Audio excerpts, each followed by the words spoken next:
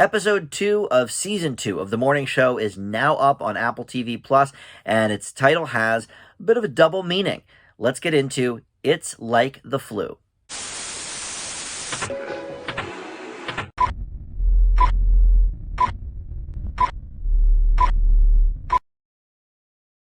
Hey guys, Dan here. This is Dan Reviews It, and welcome to my recap and review for the latest episode of The Morning Show. It's up right now on Apple TV Plus. It's called It's Like the Flu. We're going to get into what that means in just a second, and this is going to be a spoiler review and recap. We're going to talk about all the details of this episode, so if you haven't seen it yet and you don't want to be spoiled, go ahead and check out the episode first and then come on back to hear my thoughts on it. But I do want to welcome you into Dan Reviews It. Thank you for finding this video. Please consider subscribing or liking this video down below there, or commenting. Let me know how this episode grabbed you. So it's called It's Like the Flu, and that has a double meaning. For one thing, we are in the timeline of the show now in the early 2020, and so we've had the New Year's episode, which was episode 1, and so now we're in sort of early to mid-January, and news of the coronavirus is starting to spread. So it's like the flu, which is kind of all what we thought back a year and a half ago. We were so naive. So that's number one. But number two, Bradley, Reese Witherspoon's character, is staging a standoff of sorts, and so she is pretending for weeks that she has been ill, and hey, it's like the flu. So sort of a double meaning with that phrase. So we'll get into those topics in a moment, but first, I want to talk about the biggest negative I have for this episode, and that is Steve Carell's character, Mitch. So he was not in the first episode of the season at all, and I thought that was a good idea. I said this last week. He didn't need to be. There's too much else going on and things we needed to catch up on.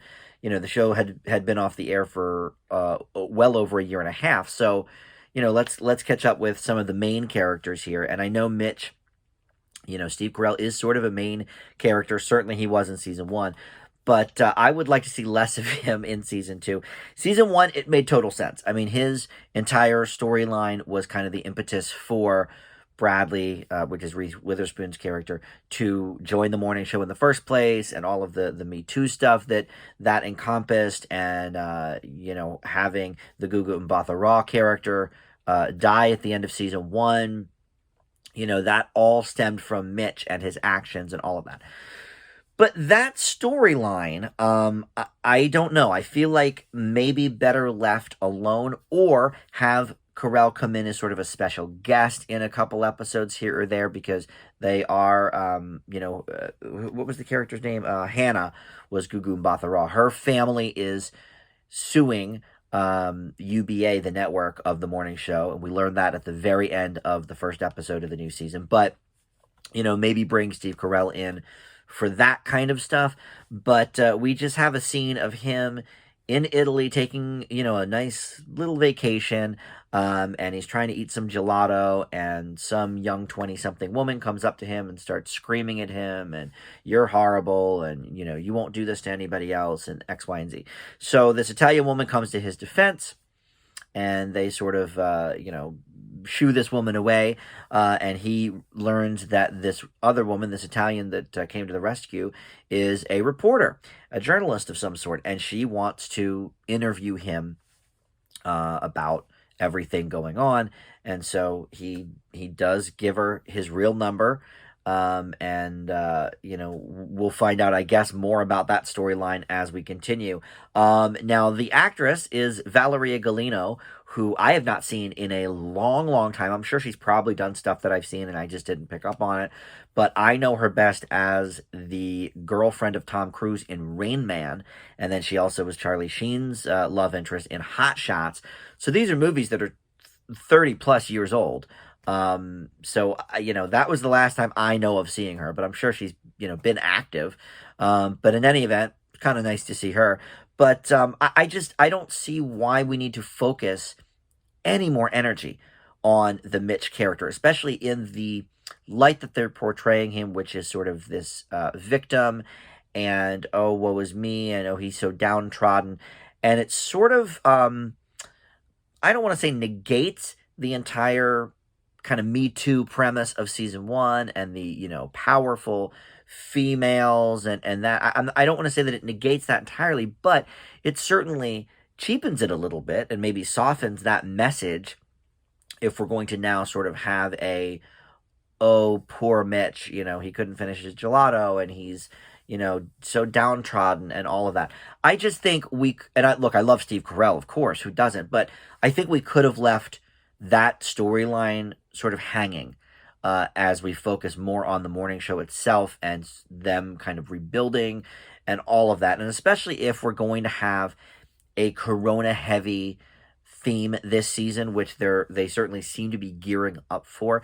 Now, I learned in the last week, in listening to an interview with Reese Witherspoon, that they did end up throwing out all of the season 2 scripts that they had written when they shut down production and reworked them with a COVID theme in mind, because look, it's taking place in 2020. This is a news organization, so obviously, yes, there's behind the scenes drama. That's what we're here for. That's why we watch the morning show. But why people watch the morning show on the show, the morning show, is to get the news.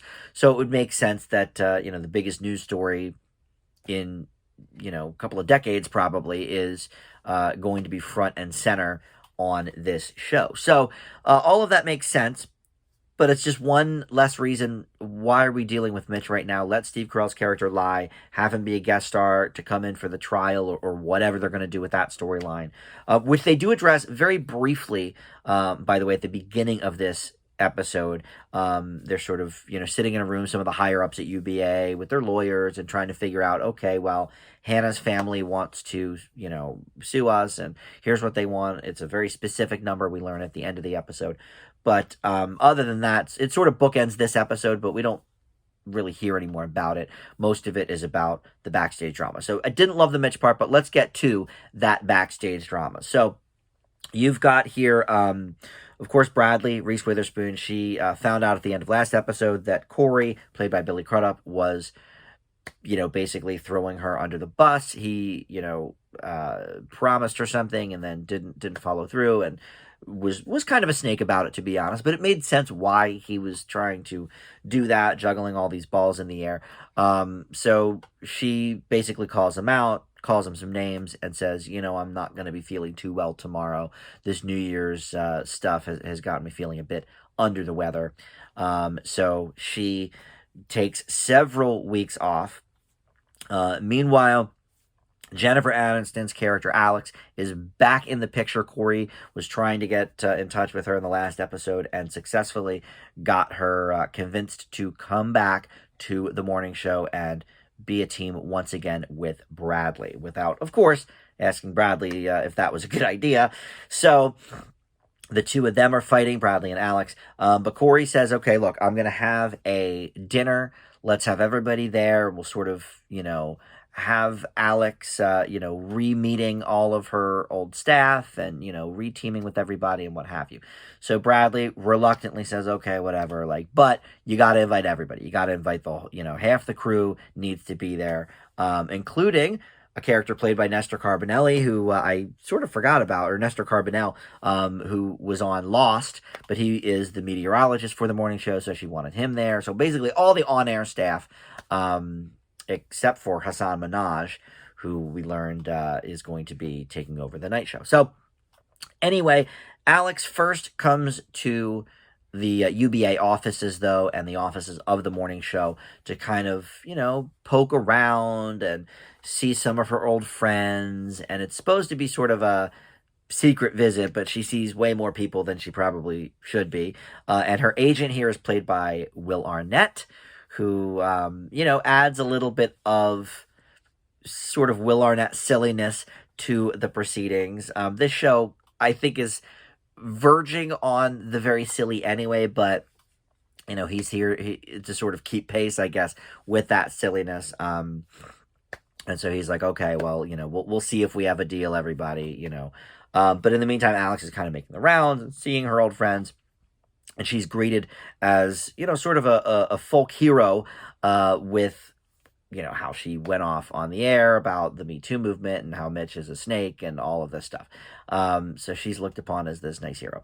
Then they have dinner at Corey's, and Bradley finally agrees to go after Corey was instructed by the brass to basically fire her because she had been calling off sick now for weeks and ruining their show essentially.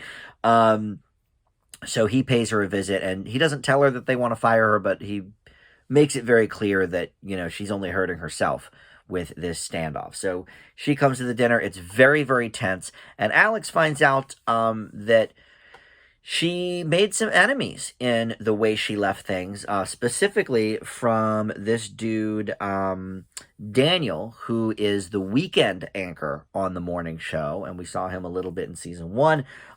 He's played by Deshaun Terry, but he's pissed because she kind of made some deals with him and was hoping, that he would be able to take over the morning show when she leaves, and that did not come to be. So he calls her out on it. They have some words. But he is also the only person that wants to actually talk about the coronavirus. Because at this point, like I said earlier, it's just a little impetus of a story. And they're like, well, we don't have time to cover this. It's a flu thing. That's a downer. Maybe we'll give it a minute. But at this dinner, he is pretty clear that, like, look, somebody needs to be dealing with this. So at the end of the episode, we do find out that he actually is on his way to Wuhan, China, to do a report on the virus. So my guess would be at some point in the season, he will contract the virus. Maybe he dies. I don't know. Although it would be a little bit odd for a show that is supposed to be so forward-thinking with all the Me Too stuff to kill off 2 of their only black characters, because we killed off Gugu and Bathara in season 1. If we give this character the coronavirus and we kill him, I think there's no more. Oh, there's the black woman that works there too. But other than that, I don't know if that's in the best taste to kill off 2 of your 3 black characters. But anyway, they're making some odd decisions anyway, I feel like, this season. So, anyway, Alex and Bradley also have it out and, kind of spew their bile at each other and say, we don't really want to work together, but we better suck it up for the good of the show. But basically, I hate you and watch your back and X, Y, and Z. And Bradley, and I think she's in her rights to do this, but she basically tells Alex, I want to be equals. Last time you were the long-term cast member, but now I've been keeping this morning show afloat for the last, year or however long it's been. So, I'm owed this. We're going to be equals, whatever. I think she's well within her rights to do that. She's been the only, steady anchor that the program has had. So it makes sense. Look, this to me was a complete mishmash of an episode. I will say at the end of the episode, Alex goes to Mark Duplass's place, who plays Chip. He was the executive producer in the first season. And she basically says, I want you to produce, my show when I come back. And so, they get to talking about that. And it wasn't clear, unless I missed it, it wasn't clear she was talking about the morning show itself or whatever this primetime show is that Corey promised her at the end of the last episode. And they did talk about it briefly in this episode. So I don't know in what capacity we'll see the Chip character coming back, but love Mark Duplass, so he's always a joy to see. But, all right, so that's what happened in the episode, and I gave some opinions as I was going through that. But, yeah, I mean, this to me is a bit of a mishmash of an episode. I hated the Mitch stuff, and I feel like the coronavirus stuff, let's see how they handle it going forward, but it seemed very shoehorned in. And I know that they had a bunch of scripts written before COVID, and so they, tossed a lot of those out, like I said, and rewrote them. But did they rewrite them, or did they just sort of write a couple of things around them? Like Reese Witherspoon said, oh, they threw them out and wrote all new episodes. I'm not so sure, because it seems very shoehorned in here. It seems like almost an afterthought. And I am curious to see where it goes from here from the news standpoint and how they're going to cover it, because a lot of shows decided to not really cover COVID. There's a few shows that did. Grey's Anatomy, obviously, is one of the famous examples where they gave Meredith Grey COVID, and so they quarantined her on this island. I don't know if that was real or in her mind or whatever, but there she saw all her old friends that are no longer on the show. But the Connors also dealt with it. They were wearing masks and they talked about it. And there were a couple other shows. Blackish is always topical, so they talked about it.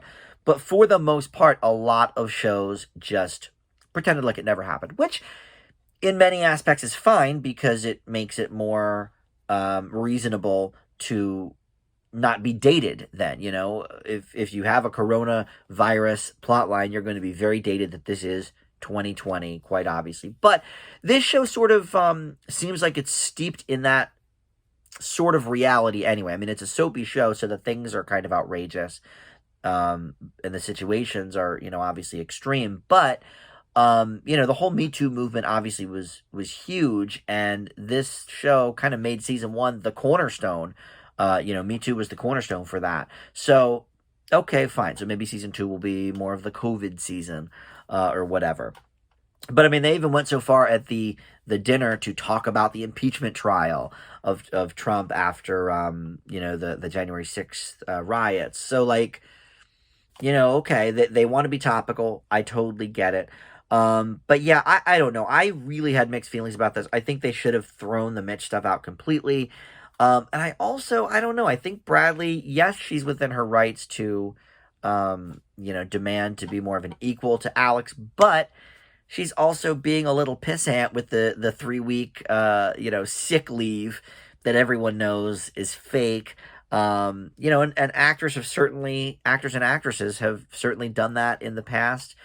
Sometimes it works in higher wages and sometimes it works in firing. Doesn't work. It results in firing, I should say. So it certainly does happen. But yeah, she's coming off as a little bit of a brat here. At the end of the day, I do think she's well within her rights with the Alex stuff, but I think she's just being a brat in general to the network. So this episode left me with not a great taste in my mouth. We'll see how the season progresses.